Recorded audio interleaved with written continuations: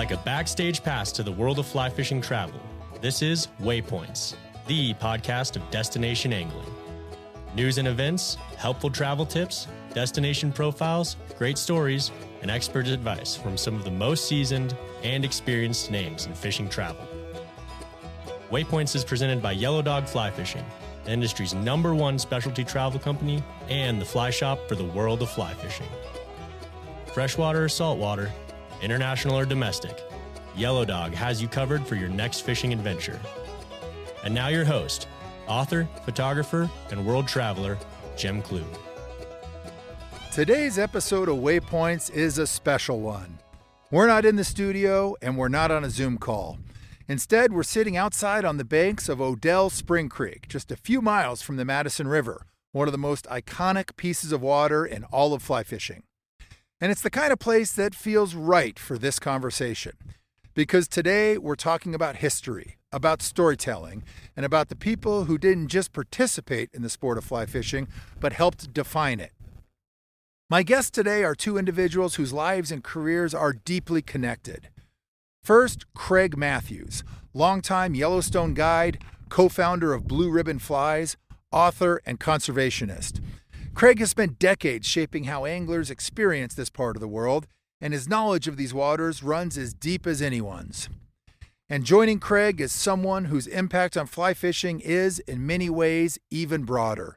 A man whose influence has quite literally touched nearly every corner of this sport. Nick Lyons is a writer, editor, and publisher, and one of the most important figures in the history of fly fishing literature.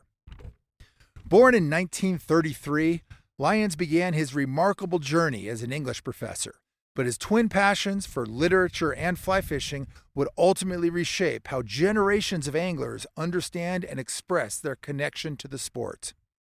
As the founder of Lyons Press, Nick built a platform for the sport's most important voices, helping shape an entire era of fly fishing through the writers he championed and the stories he brought into the world. From the very beginning, Nick possessed an extraordinary ability to recognize and nurture talent. He launched the careers of countless fly fishing authors, from established writers seeking the perfect publisher to complete unknowns whose work he transformed into classics. He worked with names like Lefty Kreh, John Gierach, and Tom McGuane, and helped bring wider attention to voices like Lee Wolf, Roderick Haig Brown, Ernest Schweibert, Gary LaFontaine, and many others. And in a way, this conversation today with Nick and Craig together comes full circle. Because Nick wasn't just a part of Craig Mathews' story, he was there at the very beginning. When Craig first started guiding on the Madison River, Nick Lyons was his very first client. He encouraged Craig to start writing and ultimately became his publisher, helping bring Craig's voice to the rest of the fly fishing world. Their friendship spans decades and represents a thread that runs deep through the fabric of modern fly fishing. So today, sitting here on the banks of Odell Spring Creek, we're going to talk about where this sport has been, where it is today, and what it means to the people who have helped shape it. The Waypoints podcast is brought to you by Patagonia. To bring their gear to life, Patagonia is motivated by relentless curiosity and a passion for the wild. They evaluate hundreds of materials, build dozens of prototypes, and spend seasons punishing them in the world's most extreme conditions. The work is the guide, and Patagonia never tires of exploring, learning, and improving. The all-new River Salt 2 wading boot is an incredible product that solves key issues for anglers in both salt and freshwater environments. These new boots are lightweight, fast-drying, and built to perform across a full range of conditions, from mountain streams to tropical flats. Best of all, they are designed for speed, so you can slip them on and have them laced and ready to go in seconds. They combined abrasion-resistant Cordura nylon mesh uppers with a Vibram Mega Grip sole for reliable traction on wet and dry surfaces. The result is a single boot that reliably performs in any scenario. Available now through Yellow Dog Fly Fishing and Patagonia, the new River Salt 2 wading boot. Nick Lyons and Craig Mathews, welcome to the show. It is so great to have you guys here and to be able to sit down with you in this absolutely stunning outdoor environment here on Odell's. Isn't this an amazing place? It couldn't be a nicer place to do anything. It is a Fishing special to place. talking. Yes, absolutely. Well, thanks for your time today. Craig, I want to jump right into it. I want to begin by setting the stage for our listeners. Since you've known and worked with Nick longer than most people in this sport, let's start by educating some of our younger listeners or those who may be slightly new to the sport a little bit about Nick. In your own words, Craig, who is Nick Lyons? That was a tough question. We could go on forever. You know, Nick is oh God, he's a special friend. He's a special person. He has done so much for our sport, and a lot of fond memories of fishing on this creek here with Nick. A lot of Spring Creek memories, a lot of technical memories in terms of fooling some ultra-selective trout. Nick is one of the greatest anglers I ever fished with. Oh, Craig. Oh, no, because he gets what it's all about. He gets what it's all about in terms of fooling a fish in its environment and how tough they can be and how much of a challenge it is. Can be, and how much fun it always is when you do put everything together to fool that fish. And Nick is one of the best at doing that. Absolutely. Well, Nick, you spoke last night in Bozeman and at an event at Montana State University for the library's well-known Trout and Salmonid lecture series. It was an amazing gathering.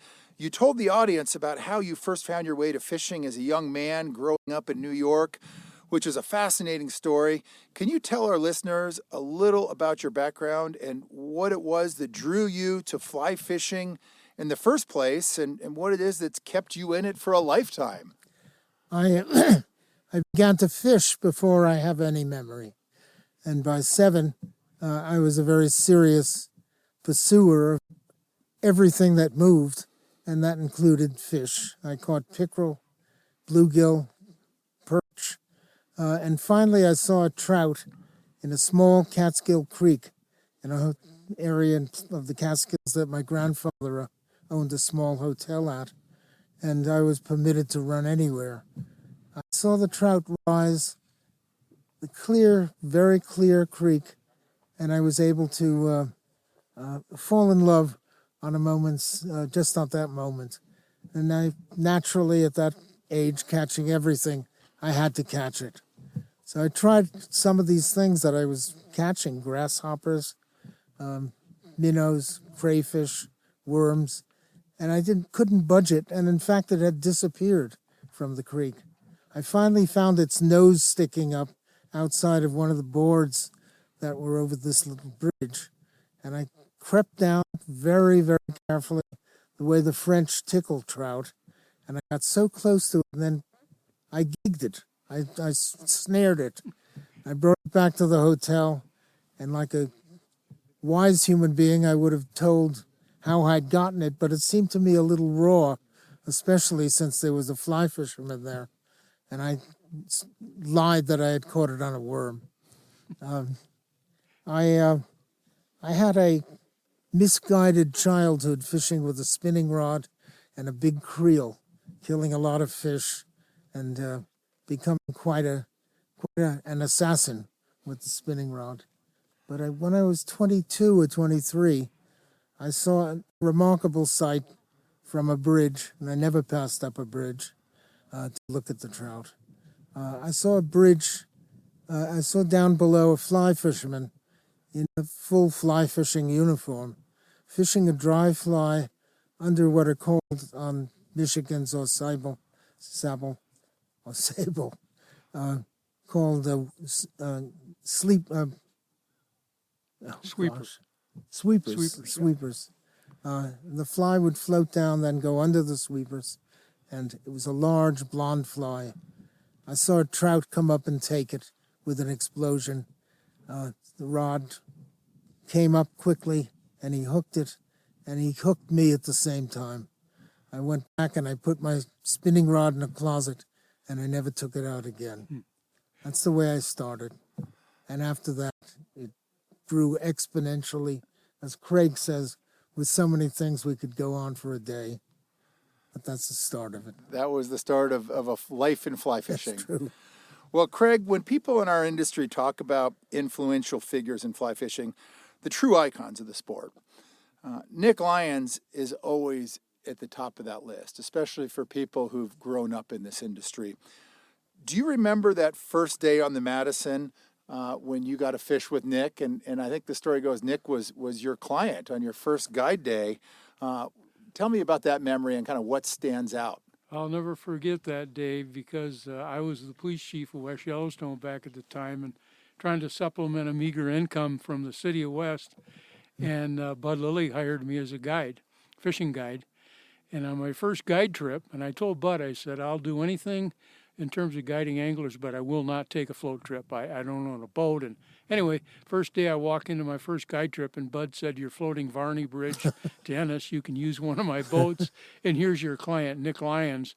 And I know my jaw dropped and my eyes got real big because Nick had always been an idol, and I always looked up to him in terms of his writings.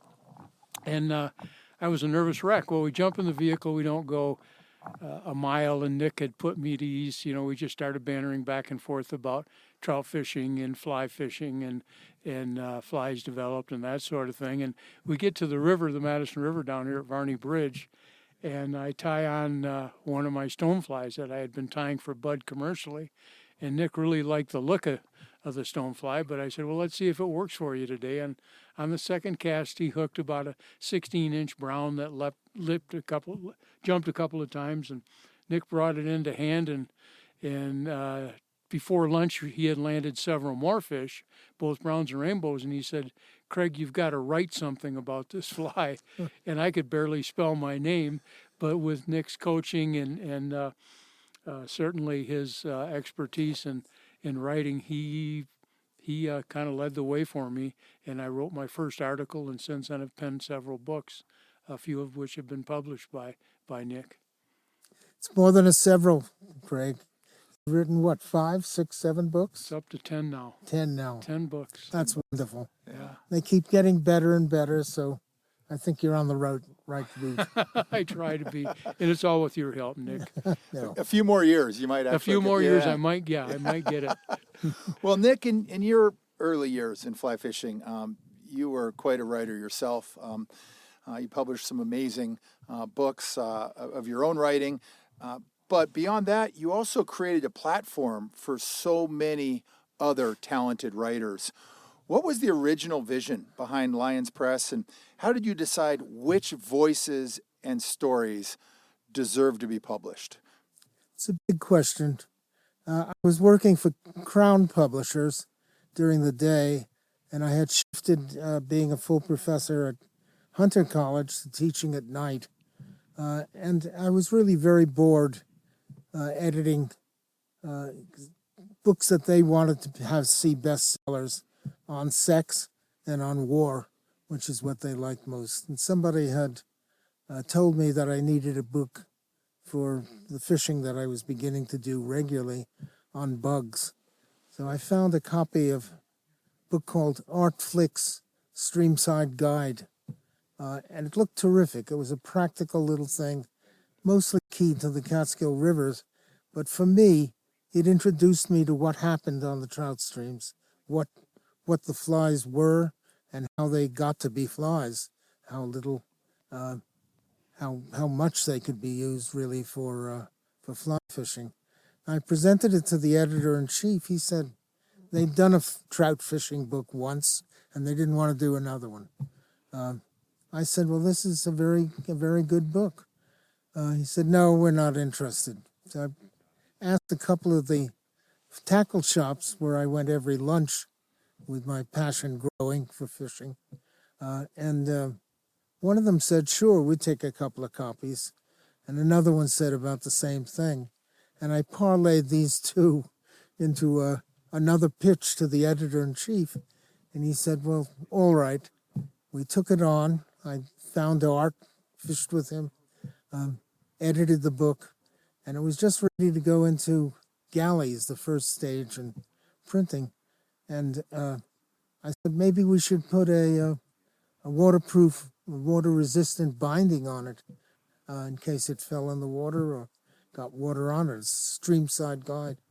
And he said, no, we want them to buy another book. We're going to put a lead binding on it. The book finally came out with neither binding and sold extraordinarily well. I think we went through 3 printings in just a little over the first month. The Orvis Company took 5,000 as an initial order. They knew the book, and everyone there just loved it. It had been out of print for about 30 years, and it had been remaindered the first time it was published, which meant the publisher thinks there's no more sale at the regular price. Let's get it out at $1 a piece or 50 cents a piece, which happened with 3 or 4 books that I picked up. It did so well that I've started to publish. I looked around for more. They told me to get a dozen more like this that sell like that. And I said I didn't know how to do that, but I could find some others. And I started with reprints, which are, of course, very hazardous in publishing. The books that probably will not get reviewed, probably have no marketing strength because they've been around once. Nothing that will tug them along or give them a platform, except that everybody had neglected the fly fishing field for a good 20 years since the end of World War II. And I had my pick. I had, like John D. Rockefeller, I went around picking up all the small refineries, all the books I could find that I thought were worthwhile. I first started with those reprints, and the reprints of Vincent Marinaro's book also remaindered. Preston Jennings, a book of trout flies, remaindered, and Lyons book on the wet fly. So I really had a strong base just in New York, just in the East, of very good fly fishing books. And then some began to come into me, and some I went after. In the case of Swisher Richards' Selective Trout, Art Flick had recommended that they come to me, and when they did, I spotted the book as something that was a real contribution to what I knew about that was available. They were introducing new kinds of flies, and in fact, a very inventive process, more than anything else, about looking at what the flies saw, looking at what its attitude on the water was, and developing flies that nobody had seen before. Though Vincent Marinaro said they'd stolen the pattern from him, which I think was a bit of a stretcher. And I think things grew from there. I saw Ted Leeson's first essay in a magazine called, I forget now. I'm 94 and I forget a lot. But I saw it in one of the magazines, liked it very much, found out that he lived on the West Coast, asked if he had more like it, and eventually I got the book, The Habit of Rivers, which was one of the best pieces of angling fly fishing literature I think I ever published. But when I published that, suddenly, instead of this being a very narrow subject, I had found various routes into this. Magazines, also fly shops, which had not carried books before. And Ted's book sold about 40,000 copies in hardcover, and then we had a very large sale, I think $50,000 to a paperback house, and it sold more. And this began to pick up momentum. Ted's book brought in other modern books. The older books brought in others. And I think it was mostly my judgment, my sense that a book not only was new and interesting, but that the writing was good, or in some cases that it could be tinkered with a little bit and be very good.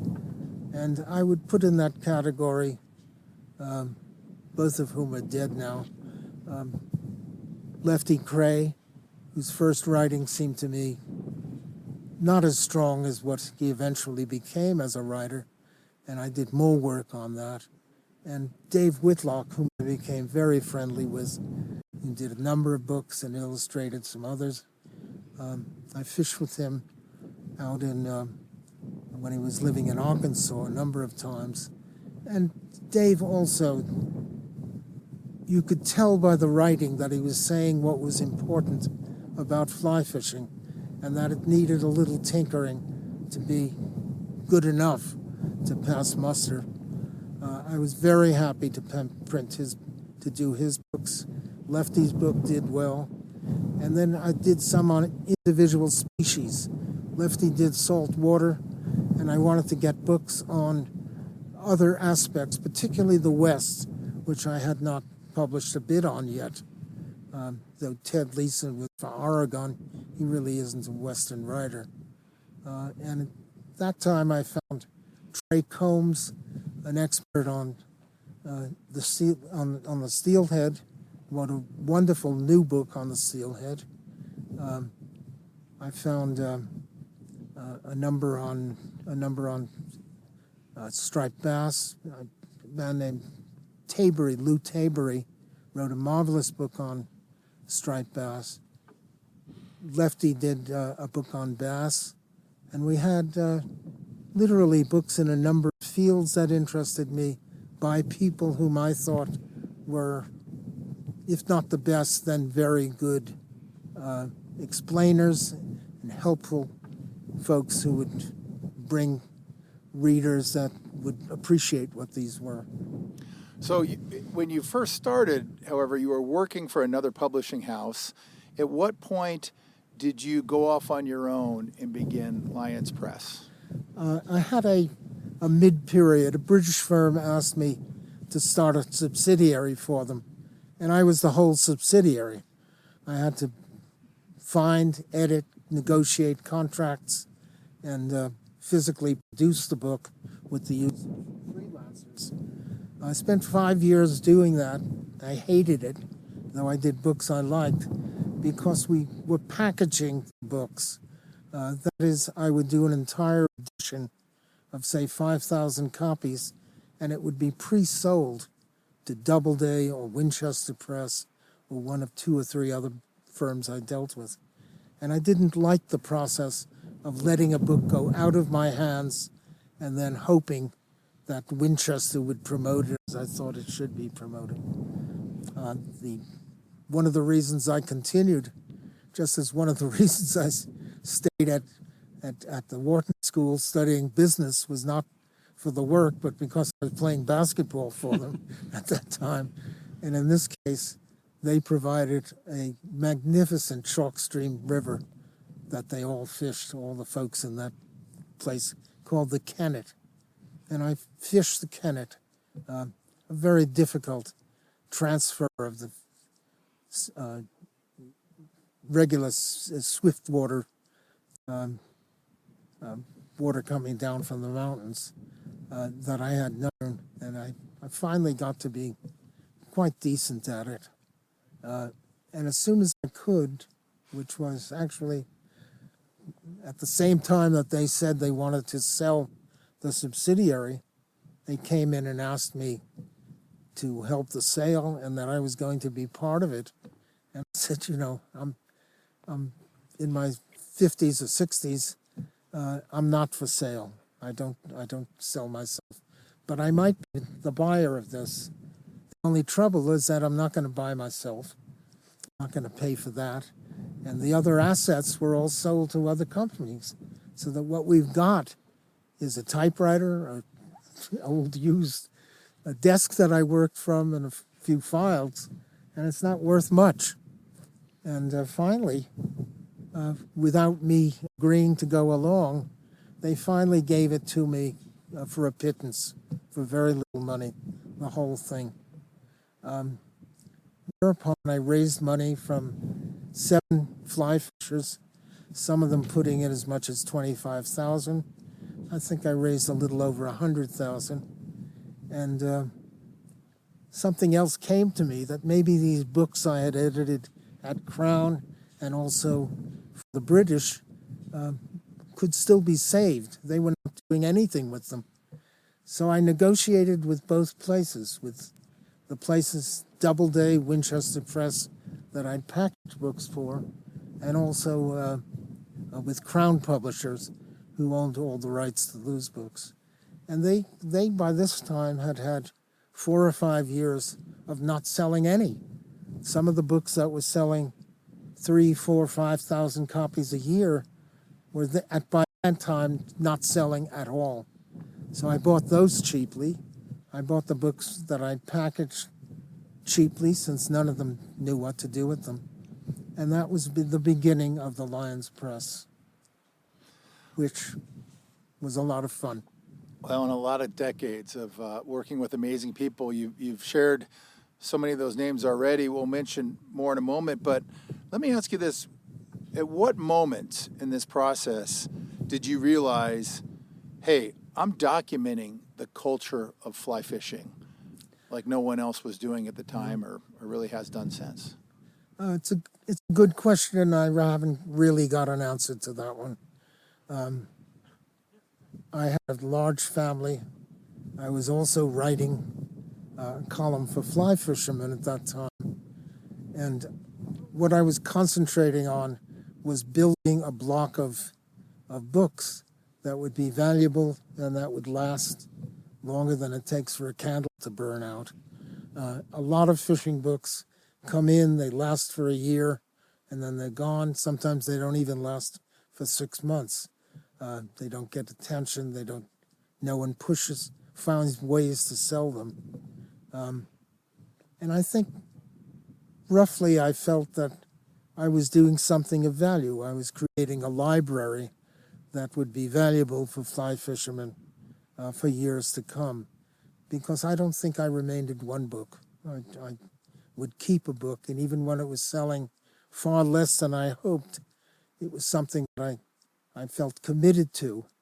I can't remember in my term, I don't know what's been done since I sold the business, but in my term, I don't think I remained in any book. It was not something in my thinking. Well, when you look back at the many writers you've worked with, people like Lefty Kreh, John Gierak, Tom McGuane, Schreiber, LaFontaine, and I mean so many great names. For you, during those years, what was it that separated the truly great voices when it came to fly fishing writing from everyone else? Yeah. I didn't do, well, the book I did by Tom McGuane was on horses. And Tom is one of the best writers in the country today. I think that the quality of writing is always something of great importance to me, always was. I had gotten a PhD in literature after a very unliterary childhood, and I had fallen in love with books the way I'd fallen in love with fly fishing. And I had a sense of what was the real stuff and what was put on by somebody who maybe had some interesting experiences, but did not really understand fly fishing or what he was talking about. I got a great number of such books. There was a time when I had, I think, literally about 20 or 30 books a year that came in that I couldn't read more than a chapter of. I think I mentioned that I had once stupidly written an article for the New York Times book review in which someplace I had said, I look at every book that comes in myself. And at that time, I got about 50 of them almost immediately from this to that.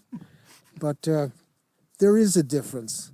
The difference is that someone like Hemingway's great story, Big Two-Hearted River, is a story that can capture everything that we want to know about fishing, though it's not fly fishing. It's fishing with live grasshoppers, for goodness sakes.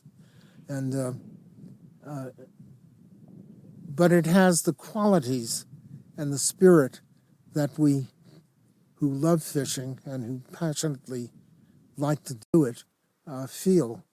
The sense of this quarry in its own element, the element of water, and us pursuit of it in an honorable way, and what we have to know to make it work.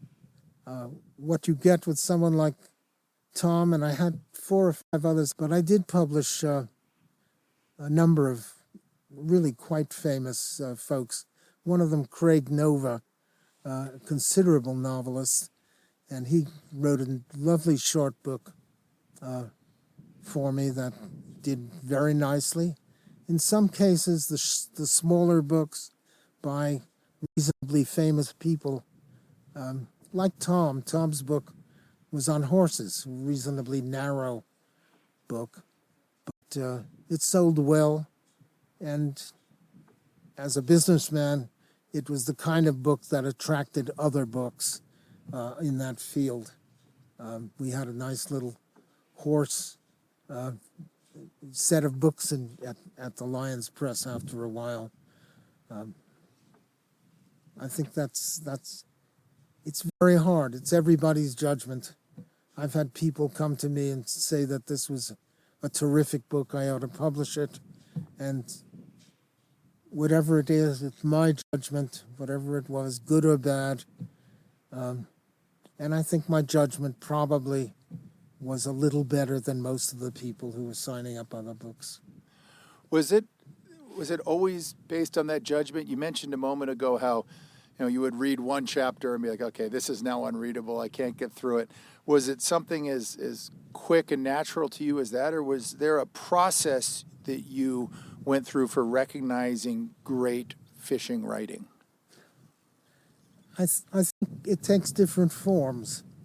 I think there are practical books that are not necessarily in the realm of great prose, but they have things to say that are, to the best of my ability, either no one has said or said as well, or that should be said and understood. And it's sometimes a matter of how they put sentences together, how they do a paragraph. If it's a case of my thinking, if I rewrite this, I can make a decent book out of it, I didn't touch that. But in a case like Dave Whitlock's, in which the information, the knowledge, the sense of his commitment to everything connected to fly fishing, including the development of something like the Vibert box, which is for the propagation of trout in the stream, allowing the eggs to have a container instead of being available for others to eat. So it's a mixture of the knowledge and how much that knowledge requires rewriting. I've rarely found a very good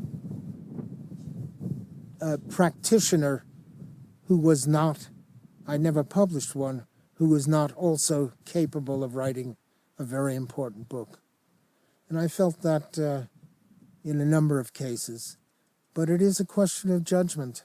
It's the same as somebody choosing the difference between someone else's novel and a novel by McGuane.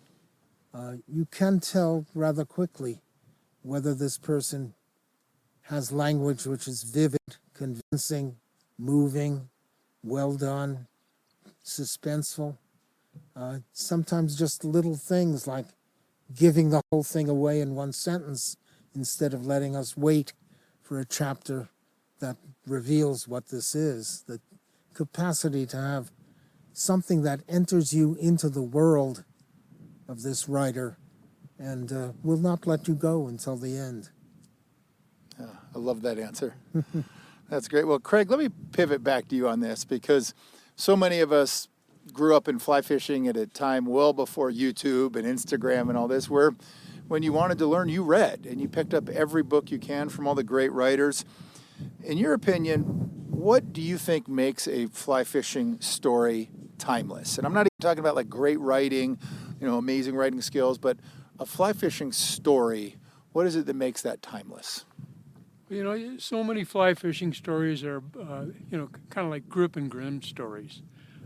Big fish, put on 2 San Juan worms and a double bobber situation.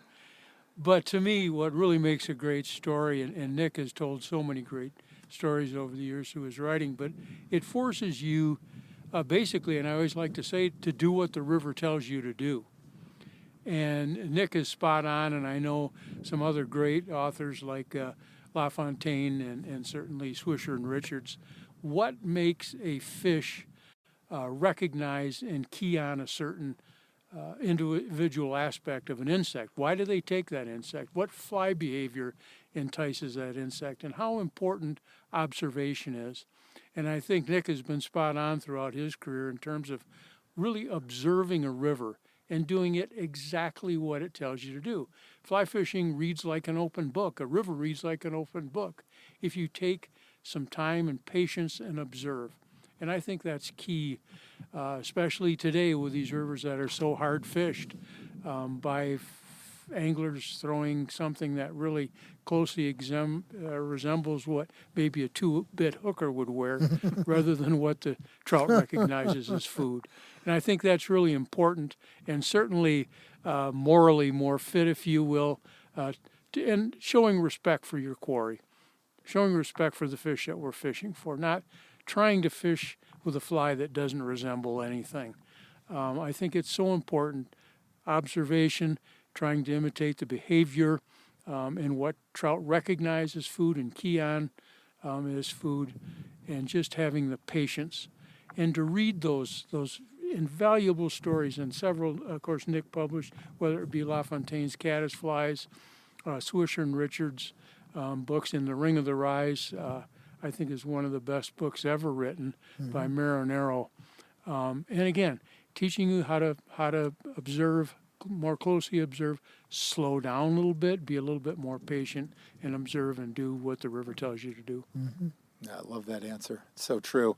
You know, Nick was instrumental, as you mentioned a few minutes ago, Craig, in getting you to begin writing and about fly fishing. You jumped in with kind of your very first article, I think, about a fly pattern at the encouragement of Nick. What do you think Nick eventually came to see in your writing that maybe you didn't see in yourself? I mean, obviously in the beginning he encouraged you to write this. You said, I think, you were barely spelling your own name at the time. That's the thing. I was a cop for 14 years and I could write police reports, but I never took the time to think about writing. I never considered myself even able to be an author about anything of interest to anybody. And Nick said, you have interesting fly patterns. You have interesting thoughts on how to fish them and imitate the fly's behavior and what trout, again, recognize and key on as food. And with his encouragement, he said, you can write this. And I said, no, probably not. And he said, yeah, send me a couple of paragraphs, which I did. And we had become instant friends, as I said earlier. But with his encouragement and his patience and understanding and kind of guidance showed me the way. And I know he did that with other authors as well, who thought, there's no way I could ever write a paragraph about fly fishing. And all of a sudden, you've written a whole book. And it was always through Nick. And again, his encouragement. And they were always, if I can butt in, books that came from an extraordinary amount of understanding, and exactly what Craig says, listening to the river, letting the river teach you. Just as when I taught writing on other subjects, I said, go to the books. The best people to guide you will be some book that you read, that you begin to read, not merely for its entertainment, but to see how it's made, how it's put together, what the choices were that this person has made. The thing itself teaches us, doesn't it, Craig? It sure does, yes. Well, you, Nick, are now in your 90s. You've been in the game for decades, and you've really worked with all of the greats over the years. Let me ask you, do you think there was a golden era of fly fishing writing where there was a time where just so many good works came at us in such a short period of time? Is there a time frame you would identify as the golden era? I think the golden era is generally considered 20 or 40 years earlier, before the World War. A lot of the famous folk like Art Flick's original Reputation, Marineros in the 50s, and George LeBranch, Ed Hewitt, and a bunch of others. I think in some ways that was a great period, but that ours has become a much more literate and vigorous period. The one thing that has concerned me, and I'm sure it has Craig, is that very fine works like A River Runs Through It and the movie have attracted an enormous number of people to it who are looking to jump in and begin to catch fish right away and are willing to let someone else tell them how to do it on a high-paid trip. I think there are more really good books done from early 1960 to close to the present. Books are different now. There are much more of them. It's spotty. There are some terrific books, like the last one Craig did on the Frank Sawyer fly. The pheasant tail. Yeah. I think there are, but I see an enormous number that I think are not first rate, are not going to last. They may get a good review or two, but they are not going to substantially change. I think the ones that were done between the late 60s and the turn of the century and scattered after that, there are a lot of them. There are 60, 70 really fine books that I would put in that category. Mm-hmm. Many of them published by other publishers. Nick, if I can interrupt 1 second. I'm looking up here and I'm seeing a whole flock of circling like angels of death. No, the angels of death. And I recall your comment so many years ago about the pelican. Yeah. And if I can interrupt too, back in 1937, Colonel E.J. or E.W. or E.J. Harding wrote a book, The Trout and the Fly Fisher's Point of View, and he introduced sparkly, shimmering shucks attached to mayflies. And we all thought, oh boy, look what we invented. And you go back 60, 70, 80 years, and it's been done before. And we always say originality in fly tying is merely undetected plagiarism. It's been done before. Every fly shop should have that on the wall. Exactly. I love it. Yeah. I will say, Craig, that half the Catskills use your 2 or 3 patterns all the time. Oh, that's nice and to write hear. about them, so that they do spread. My pigeon quill, unfortunately, is not remembered in the literature. Short-lived. Short-lived. Well, we talk about, and we've mentioned a lot of these names already, the writers that truly have defined the sport.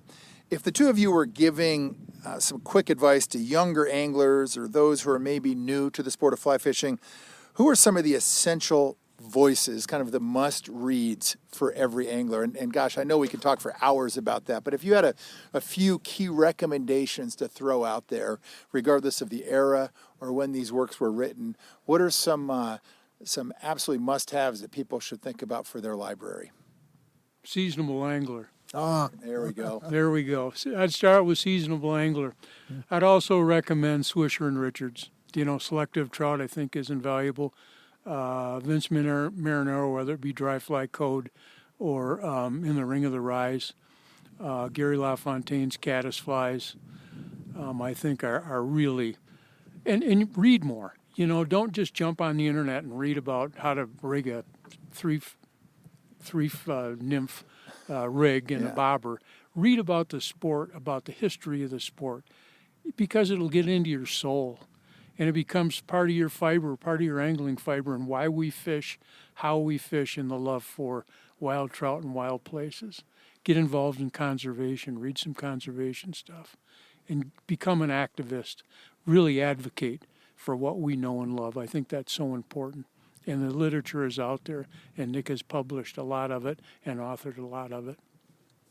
I think that sense of not being a dilettante about it and of entering into it in a full and I have to use the sentimental word, loving way.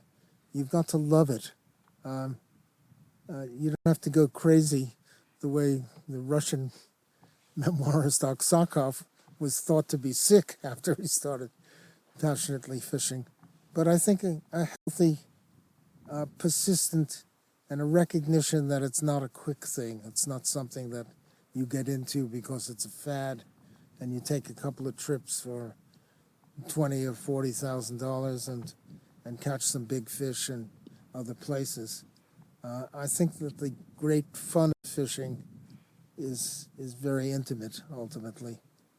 I would suggest that Hemingway's Big Two-Hearted River, though it's not fly fishing, and though the grasshoppers are sunk, he's fishing them underwater even, I think it's a marvelous story to see that something written about fishing can be of that quality. After that, I think you follow your nose and you find people you like. My sense was always to read as much of a person you liked as possible. There are some older writers like Roland Pertwee, for instance. I would read anything of his. Or the fellow who wrote The Wedding Gift, I forget his name. Was that Foote? Was it Timothy Foote, was it? It was, I think, Timothy's father. That was a wonderful book. It is a wonderful book. It is. Very short, but the literature of angling has not codified as a course. Jim teaches courses, and he knows exactly how to balance it all. But I think you follow your nose. You find the ones that you like, and you read 2 or 3 books by them. Marinaro, we've got 2, that's all, and they're both very, very good, even though he was a son of a bitch. Yes. Never smiled. Never smiled. Never. But he could write books. Oh, yeah. could he write? That's great. But I think that there's a short list, and it depends on, who I would be speaking to if I was going to make this list out. If it was somebody who I thought would like the literary end of it, I would send them to Ted Leeson, certainly, and to a variety of others. I can't do it all. The list is long. It's very long. Yeah. Well, Craig, you brought something up a moment ago I want to circle back on, and that's that fly fishing today is so heavily driven by digital media. We've got videos, social media posts, and endless amounts of short-form content. What do you make of this shift, Nick? And has this overall been a good thing or a bad thing for our sport? I think it was an inevitable thing. There's no way to have stopped it. And I've seen some very great videos of people like April casting. Yeah, April Vokey. Yeah. April Vokey and others. I'm in my 90s. I come from a generation of getting this material from books.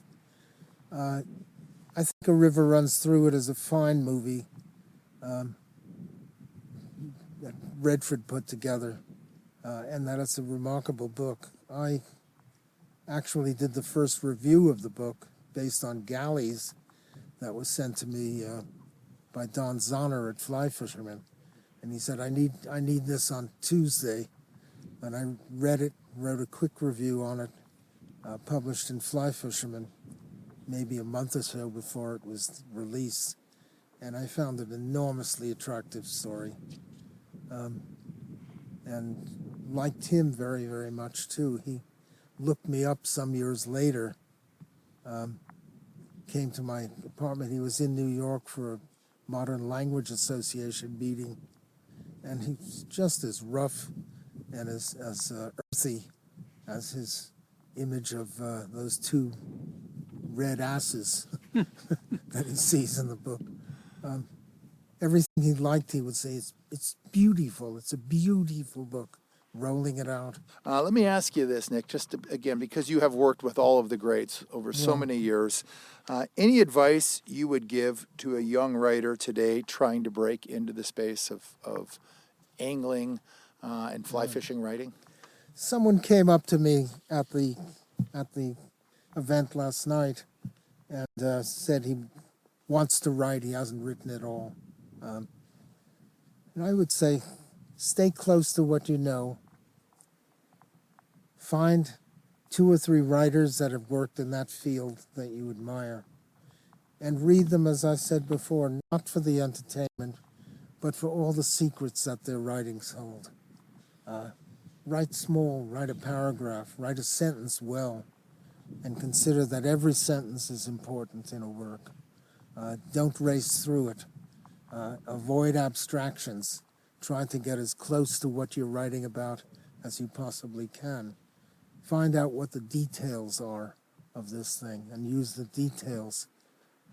There's a story by a Russian writer named Isaac Babel who tells somebody, some older person, that he wants to be a writer. And he says, "What kind of tree is that out the window?" "I don't know," he says. "What's this and what's that?" And he said, "You'll never be a writer unless you learn the names of all of them." You look at anything by Tom McGuane. There's a story in the New Yorker this month. You look at it, and in minutes, you know that he has seen these things and that he is not going to give you a single abstraction, that it's all real, and that's the thing itself. And I must get these guys out of here. Absolutely. And eliminate all unnecessary words. Yes. Well, gentlemen, thank you so much for the time. It was wonderful talking with you. We always appreciate, Craig, having you on the program. And Nick, this was a true honor. Thank you for joining us. Well, that wraps up this latest episode of Waypoints. And honestly, this is one of those conversations that feels pretty special. Thank you to Nick and Craig for joining us today and for taking the time to share their stories, their insights, and their lifetimes of experience. Sitting here on the banks of Odell, talking with 2 people who have shaped this sport in very different but equally important ways, it's a good reminder of just how important and meaningful history and legacy are to the sport of fly fishing. And for all of our listeners, hopefully this episode gives you a little more context and maybe a little more appreciation for the voices and the people who help shape the sport we all care about. If you're dreaming about your next fly fishing adventure, be sure to visit yellowdogflyfishing.com. It's the place to explore destinations, research trips, source the right gear and flies, and stay up to date on everything happening in the world of destination angling. Until next time, keep fishing, keep traveling, and remember, no one ever regretted a life of adventure. This has been another episode of Waypoints, the podcast of fly fishing travel and adventure angling. Waypoints is produced by Brian Gregson and written by Jim Klug. Music is written and provided by bluegrass legend Woody Platt. Audio engineered by Sean McCormick. Visit yellowdogflyfishing.com for more location profiles, destination information, travel news, and the industry's best selection of flies and equipment for destination angling.